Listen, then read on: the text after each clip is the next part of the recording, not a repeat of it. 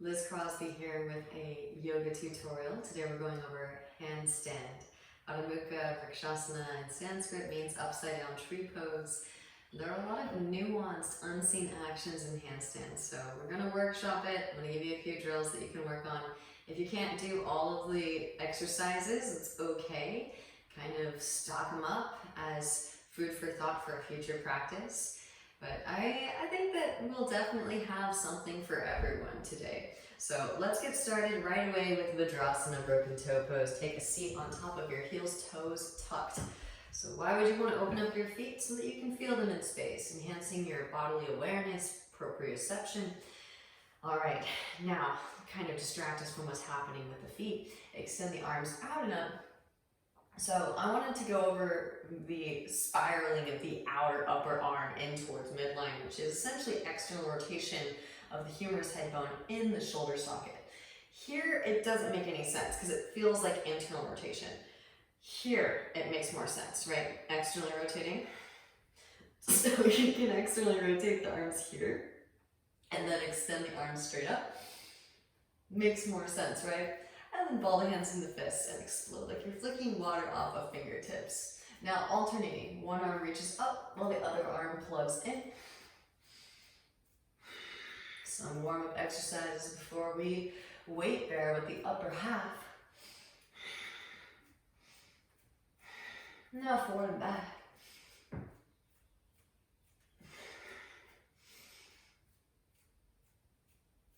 Palms come forward, facing out, cross the arms, interlace fingers, knuckles come towards your chest, reach your arms through. It's okay if the arms don't straighten.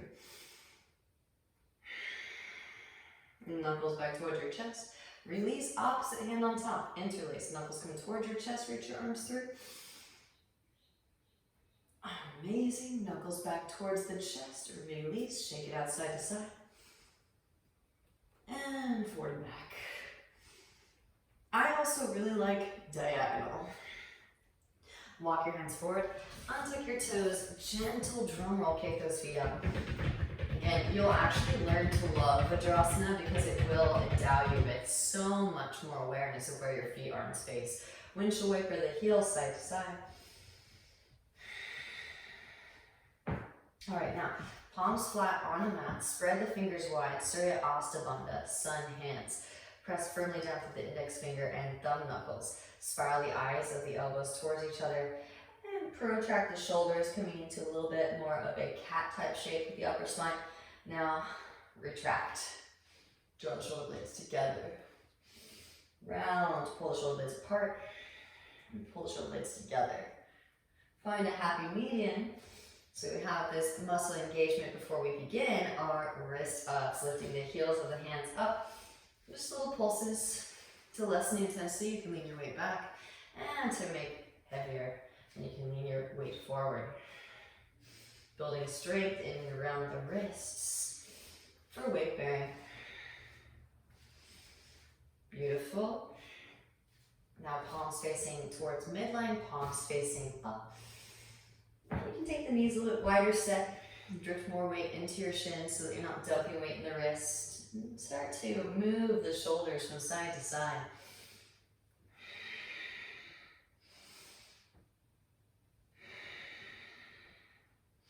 Pause. Now bend in the elbows, ball hands into fists. Straighten through the arms and breathe into the wrists. Okay if the arms don't straighten all the way. Now release that. Fingertips point towards your knees, palms flat. And slowly lean your weight back, peeling the heels of the hands off of the mat. Can you get your elbows down to the ground before lifting up the fingertips? And then gently release. Walk your hands back, lift your knees up, stretching out the bridges of the feet. Woo! Slowly lower it back down again. Come forward back into your tabletop pose. So again, the outer upper arm is externally rotating while the forearm, when you're weight bearing, internally rotates. So we were just extending the arm up for the flashlights. We didn't need to internally rotate the forearm, but now we're internally rotating the forearm. This gets lost by so many yogis in translation. And once you get this, it's almost like 50% of in the battle, because if you aren't externally rotating the outer upper arm in towards midline, and you're internally rotating the forearm, then what happens? The elbow comes out to the side, and you're basically doing a bench press of your own body weight in handstand. So again, external rotation, outer upper arm in towards midline. Another way of saying that is spiral the eyes, the elbows toward each other.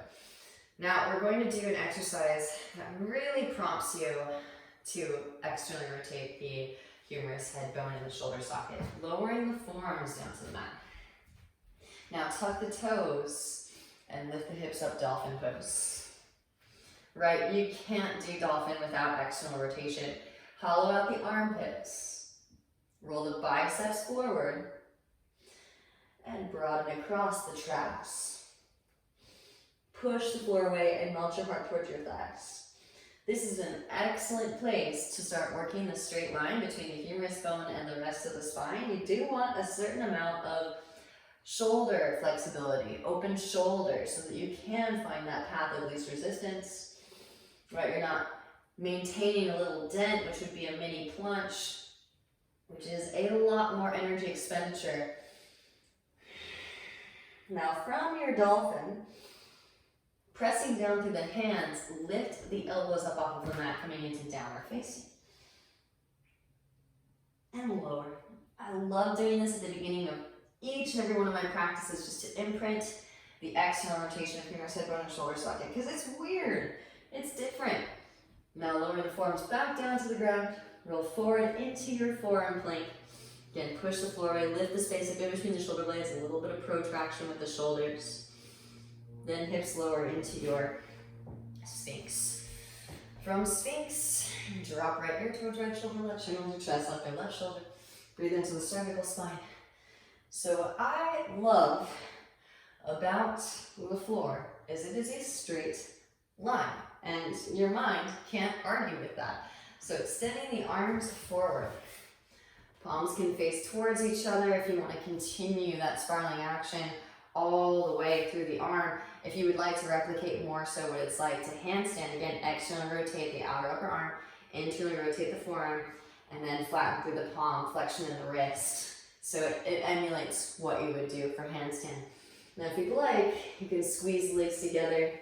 If you want to, if you have a block, you can put a block between the arms or between the legs to help you to develop energetic continuity. And then lifting up.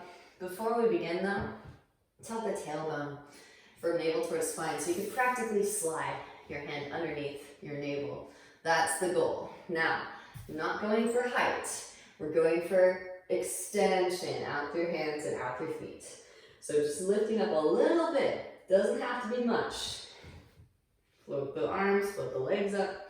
From navel towards spine, kissing towards the heart space, holding here for 5. 4. You can chin rock it or gaze between the thumbs. 3. If you're gazing between the thumbs, just gaze underneath the eyebrows, so you're minimizing curvature in the cervical spine. 2. And 1, release it back down. All right, amazing. You're so close to the ground, but it is challenging at first. You are learning how to cultivate and develop your central core, intelligent strength. Hands underneath shoulders, press up, lift up, your tabletop. And then when you're ready, cross the shins, roll over the legs. So we worked with the floor as a straight line, prone. Now we'll work with the floor as a straight line with our chest facing up. So basically Ardha Navasana, the half bow pose.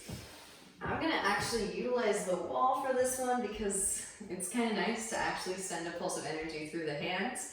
But feel free if you want to work in another room, or if you don't have a wall, then of course, work with what you got. So feet will plant down into the mat.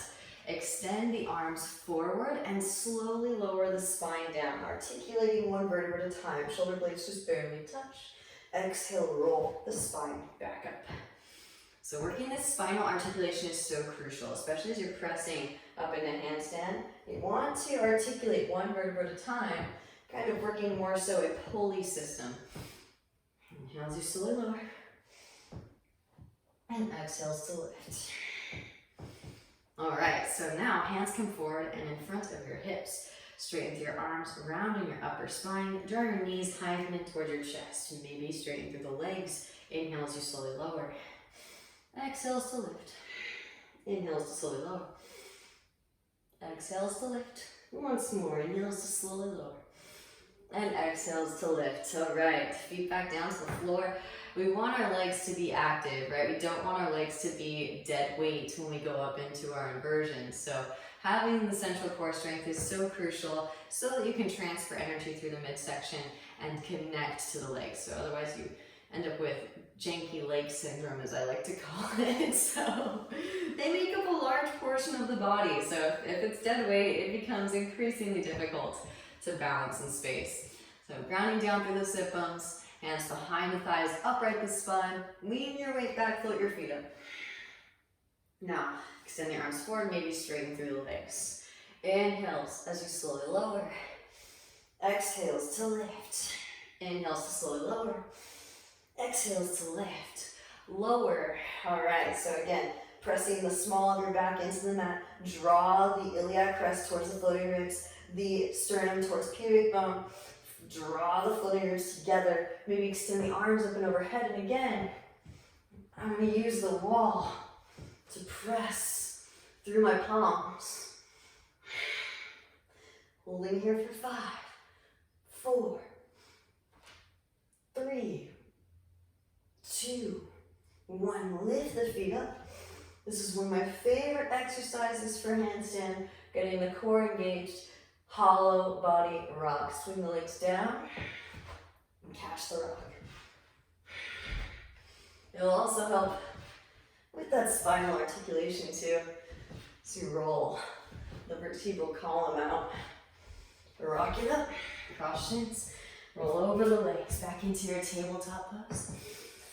All right, we're going up into our L shape. So if you need to, you can measure it out about a leg's distance away from the wall. And again, you really want to pay attention to the symmetry of your handstand. You want both arms to be perpendicular to the floor and parallel with one another. Hands are just shoulder distance apart. So that is where the center of the wrist aligns with the center of your shoulder joint, not necessarily the edge of your deltoid. So the very center of the shoulder joint is where the center of the wrist is grounded. Initially to start, there are many variations of handstand, but we're starting with the path of least resistance so that you can find the most success, build a strong current, and then you can start to explore these other variations. Middle fingers are in line, thumbs are in the same line. All right, and again, spiral the eyes, the elbows towards each other, push the floor away. Surya Astabandha, sun hands. Spread the fingers out like rays of the sun. And then as you push the floor away, also plug the humerus head bone into the shoulder socket. Now, hips rise, downward facing. And again, downward facing dog pose is a variation of handstand, just in another orientation. So here, find that straight line between humerus bone and the rest of the spine. And then begin your ascent up into handstand. Walking the feet up the wall, coming about hips distance now from your L shape. Find the straight line. Again, come back to all the things we've been imprinting. Draw the floating ribs together and in. Magnetize sternum and pubic bone towards one another. Now let's extend the right leg straight up. Gonna go through a couple things here to work your core. You can draw the right knee into your chest like a tuck, and then re-extend. Now try right leg straight, maybe toe tap the right wrist. Back up. Out to the side like a puppy press, bent knee. Back up. Leg comes out to the side, wide, toe tap, back up, and then switch. So again, you can hang out and work these drills however long you want. I'm just introducing them to you. Draw the left thigh into your chest, like a tuck, and re-extend. Now maybe lower straight leg straight through the center. Toe tap the wrist if it's available. Back up, bend the left knee out wide, working the hips external. Back up, Left leg stays straight, out wide. Toe tap. Back up again. And then slowly walk the feet back down. Walk your feet a distance away from the wall. And then let the hips come to the wall. Forward fold, grab opposite elbows. Let the spine hang long. Feel also the heat that the inversions, especially handstand, will generate. Again, very useful for providing infrastructure for your back bends. And for harnessing energy up to the uppermost chakras, throat chakra, brow chakra, crown. Rolling the spine up through to standing. Okay, so this is not for everyone. If you don't have a straight line between your arm and the rest of your spine, work that first. That is so crucial because otherwise you won't be able to go all the way to the wall. It would be a physical impossibility for you initially to start. Keep working that space open, right? It kind of looks like it's a planche, but it's an unintentional planche because you have so much muscle tension, and it's spoken from experience. I grew up surfing, so I had a mini planche myself that I had to work out. Not that the planche is bad, you still want to eventually be able to planche, and ladies too, if you can't planche, it's something to aspire towards, of course. But if that's all you can do and it impedes your ability to move into the straight line, that's when you have to actually address the muscle tension so that you have the option. You have the versatility. You can choose to planche or not to planche. All right, so feet come right up to the wall. And we're gonna do this right side up so that you're not too freaked out, and if you just want to do it right side up today, that's okay. This is what we're going for, toes and nose. Right, and the wall is a straight line. So any way you can trick your mind into believing what the straight line is and then imprinting that straight line, that's golden. You're going to be able to find your handstand with much more ease. Again, once you imprint the sensation of the straight line, then you'll be able to navigate into that space with ease and grace. So if that is too nerve-wracking for you, feel free to skip it. Some people will walk it in but won't walk it in all the way despite not having the upper spine mobility, the shoulder mobility. And that's okay. If you don't have open shoulders, then again, feel free to skip it. I have more exercises for you after this. And we're going to move into it from the L shape. So from L shape, walk the feet up the wall and then walk the hands in. You'll just need to go about a foot distance, foot length away from the floorboard. And again, spread those fingers wide. Visualize two suns. Push the floor away. Arms stay straight. Spiral the eyes towards each other. Roll the biceps towards the middle of the room. Hollow out the armpits. Broaden across the traps. Draw the floating ribs together. Magnetize sternum and pubic bone towards one another. Squeeze legs together at the top. Reach out to the balls of the feet. Amazing. Now start to walk it back out again. You can also cartwheel out. Whatever works for you. If you don't have enough energy stores to walk out, the cartwheel out to the side is a nice option. Just make sure there isn't a hard object or another person there, of course. All right, and I will get into a backbending tutorial after this. I've done Urasana as a request, so we'll move into wheel after this, probably tomorrow. And just while the iron is hot, let's open up the heart space. About 2 feet distance away from the wall, measure it out. Walk the hands up the wall and melt the heart. And I wanted to also give you an option. Those of you that do have the extra muscle tension prohibiting the straight line from forming, this is where it's at right here. To take out that dent. No dents. And then roll it back up again. Whew. All right. So we wanted to go over that first because so often when people hop up to the wall, they don't have the straight line imprinted first, and they can actually build strength in the wrong places, which then actually sets you back because then you have to rearrange, right, and rewire your brain to allow yourself to go into the straight line, which you've been forbidding yourself to do for so long. Hopefully that you are watching this and you're brand new to handstands and you don't have to go through that, but so many people do, right? hop up into handstand against the wall, facing the wall instead of doing toes and nose first. And then they developed the dreaded banana back. And what happens when you take away the wall? It doesn't stand. It does not stand in the middle of the room. You're not going to be able to freestand in the middle of the room for any length of time because you've developed a codependent relationship with wall. We don't want codependent relationship with wall. So now that you've imprinted the straight line, and we've imprinted the straight line also on the floor twice, now we're going to hop up against the wall. So it is a very useful tool, but you do need to utilize discernment and make sure that you're not falling into those pitfalls, right? Don't develop the codependent relationship with wall. Give yourself about a shin's distance away from wall. You can bend the knee, find that distance. Now hands are just shoulder distance apart, and as you hop, kick towards yourself. Don't kick away. When you kick away, you deplete your energy stores from the hop. When you kick towards yourself, you pull all that energy up from the hop into your ascent, into the inversion. So as you extend the leg too, as you're coming into it from standing splits, make sure that the hips stay neutral. It's much easier to balance neutral hips than external hips. Heel lifts, shoulders can move a little bit beyond the wrists initially to start, and again as you hop, kick towards yourself. One leg can come to the wall.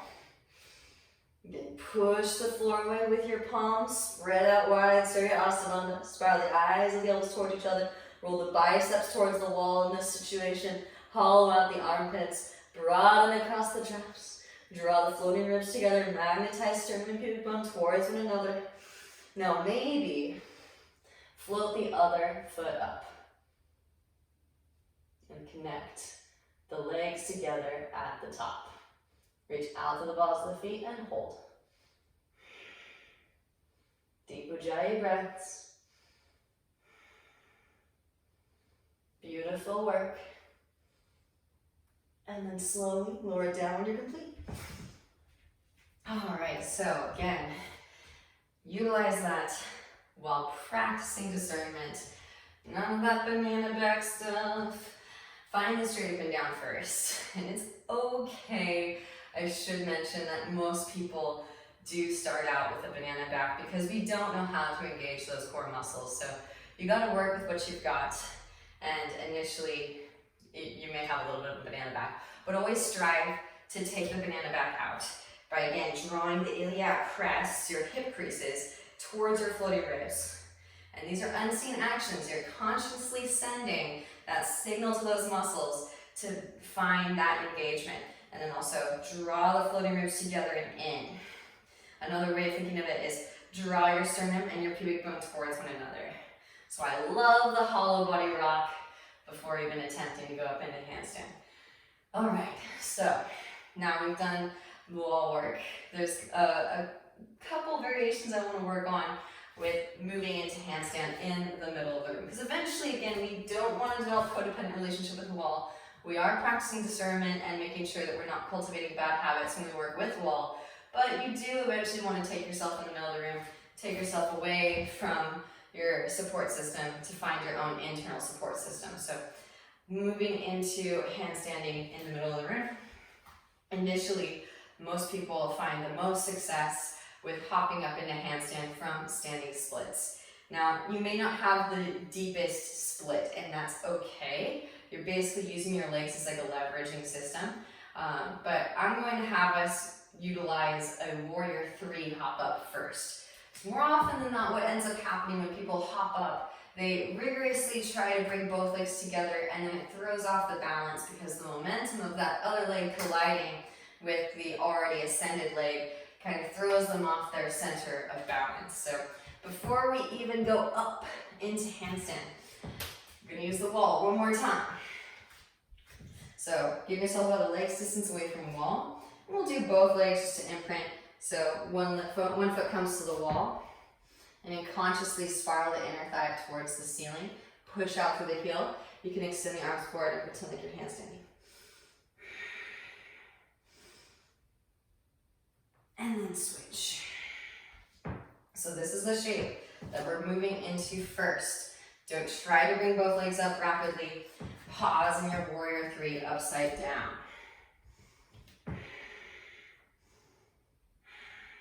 Pushing out through the heel.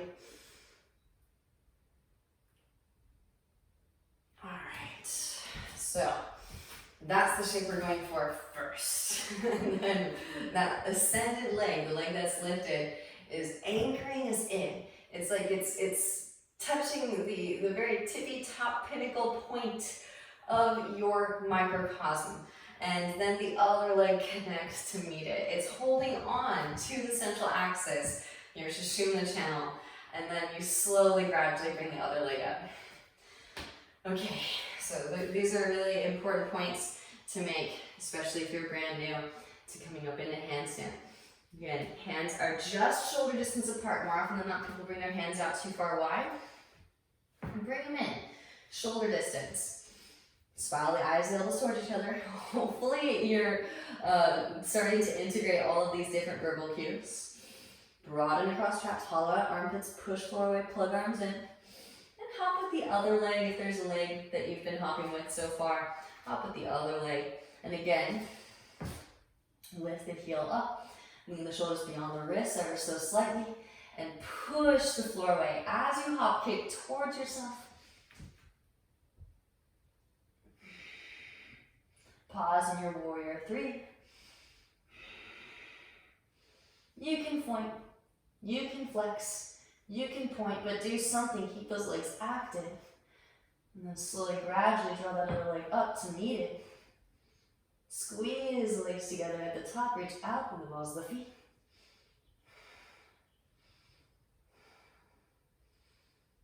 The gaze is directly in between the thumbs. Initially to start. And slowly lower back down again. You can, of course, play with that. Play with where your gaze goes, where your drishti goes.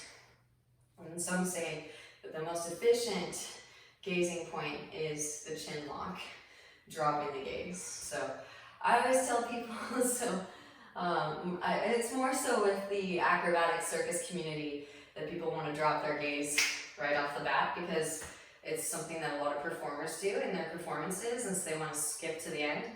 It's much easier if you gaze in between the thumbs, find your structural awareness of self, and then when you feel really confident, gazing in between the thumbs. And again, you can gaze just underneath the eyebrows to minimize curvature of the cervical spine, to find the best alignment, especially when you're around the shoulder girdle.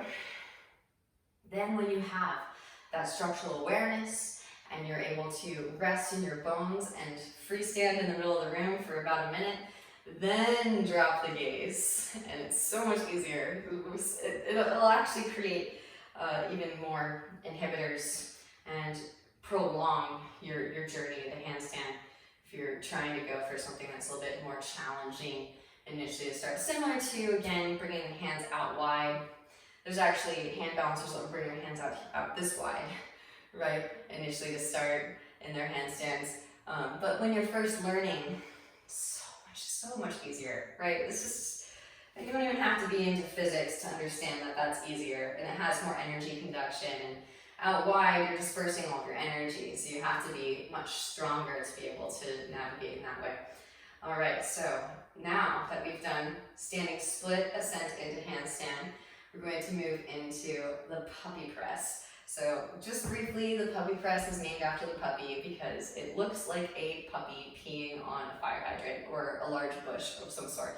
So you'll want to bend the knee and then lead with the knee. And we're moving actually up with the hips external. So initially, it's much easier to learn from standing splits because the hips remain neutral. With puppy press, the hips are slightly external and you're moving up through the external rotation of the femur head bone in the hip socket, which is a little bit trickier to balance, but again, same rules apply. You want to bring the hips directly over the shoulders, stacking over the wrists.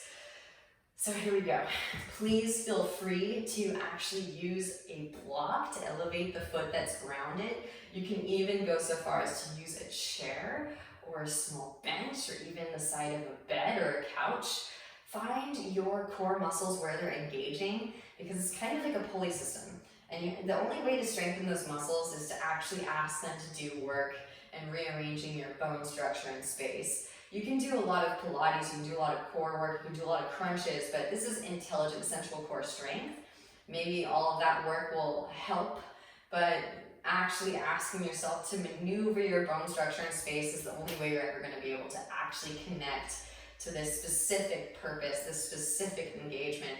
And it is so fun. This is what I love about this, is it's like you don't even realize that you're doing core work, because inversions are so exciting and throwing. Inversions are actually natural mood elevators because you are sending oxygenated blood flow to the dome, you're reversing the spinal fluid flow, and again, you're reactivating the uppermost chakras. So it's just fun all around. So it's really fun core work. Awkward at first, I know, but it's worth getting through your awkward phase. So hands, shoulder distance apart, middle fingers in line, thumbs in line. Again, spiraling the arms. And let's do it. One leg extends up. Pee on the fire hydrant. That leg that's grounded, also you want the foot almost in line with your wrist. It feels awkward, I know. Lead with the knee. And the main thing here is watch this shoulder. I'm going to press it forward towards my thigh so that I don't unnecessarily plunge.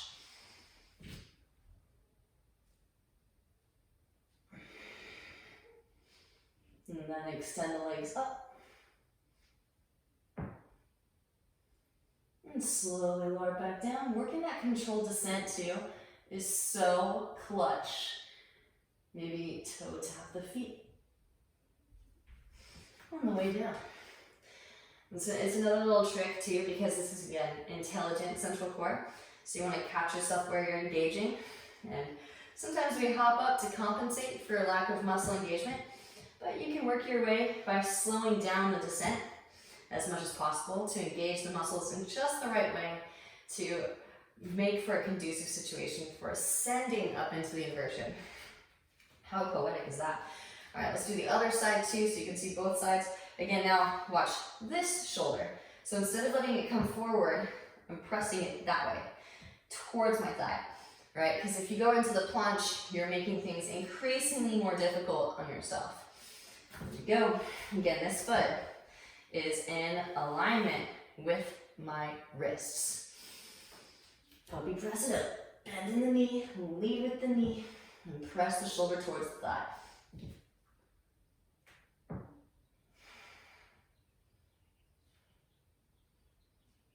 Super fun.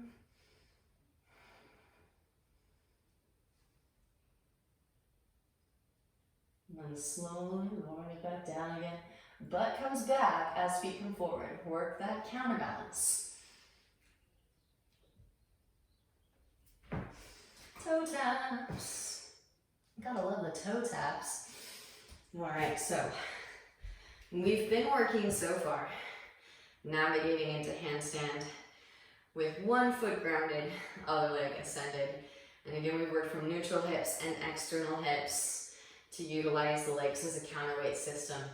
And it's so beautiful. Again, using your legs as a weight system is so epic for core work. And it's, again, you can do so many crunches, and it will make for a more conducive situation. Having a strong core is definitely a benefit to learning how to do all of this work, but it's very different. And so I've worked with people that are obsessed with Pilates and doing core work all the time, and they still struggle with it. So it's okay if this is a struggle for you.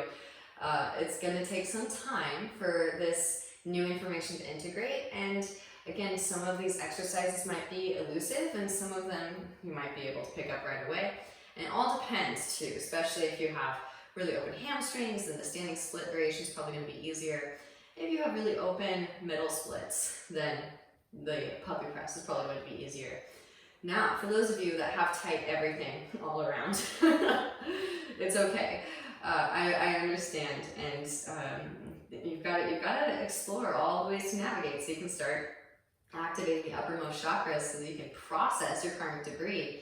This is why I absolutely love handstand. I know that sometimes it gets a bad rap because people think that people perform handstand to get accolades, but it's actually very beneficial for activating the chakras up top, right? When we make the upper half of our body the foundation, the fire solar plexus purifies the uppermost nadis. So you don't have to be born with psychic nadi activation. You can unearth them. It does take time.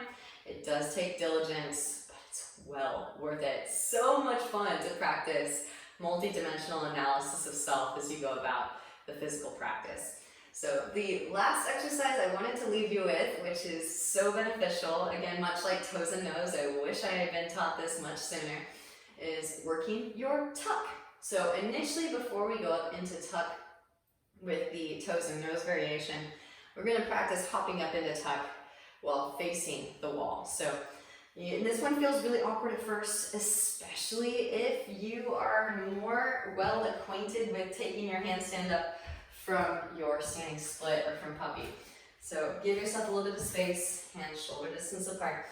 As you hop, kick your heels towards your bum. And main thing is try to keep a straight line from the arm through the rest of the spine, and then make your way up and find the wall. And you can slowly lower deliberately back down. You can take a few of those. Honestly, like taking about 5 of those in a row, you're gonna have your tuck jump in no time. On a regular basis, right? It's not like 5 and then you're there.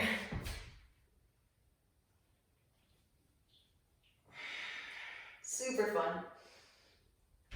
Alright, so and another thing too, if you're having difficulty with bringing those hips up, you can take a bolster, place your head against the bolster, and then that will prevent you, because it's kind of like a safety valve, a safety mechanism, if you will, that you have to neutralize. Everybody wants to bring their shoulders forward more, and when you bring the shoulders forward more, it prohibits the allowance of the hips moving and navigating up and over the shoulders. So bringing the head up against a bolster and then practicing your tuck jumps will actually press your shoulders, keep them stationary really, so that they don't go into a planche formation, and that will actually bring the hips up and over. So that might be what you need. I'm gonna go right ahead into the next exercise. So for this one, toes and nose, but you're not going in quite as close, so you can lower the legs down into a tuck. Really, really fun, and again, it builds all of the right core strength for your inversions. So walking the feet up the wall again. Not quite as close this time with the hands. Now slowly lower. Notice the openness. I'm practically going into a little bit of a hollow back, shoulder opening here, and then re-extend. Lower. Re-extend. And one more. And then demoing also the cartwheel out to the side. Whew, good stuff. All right, so there you have it. You can also eventually practice that in the middle of the room and navigate when you're ready into your flow, into your practice. Inversions are very, very beneficial. Again, they will heat up the upper half for deeper back bends. They'll provide infrastructure so things stay in the right place.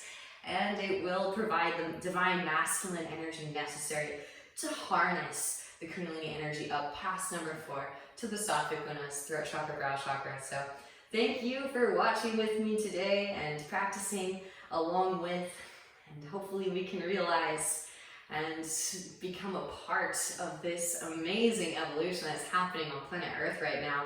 I see everyone upside down and doing inversions in the future. So they are so, so beneficial, both physically and metaphysically for your practice. So thank you again for practicing with me, and enjoy the rest of your day. Peace. Namaste.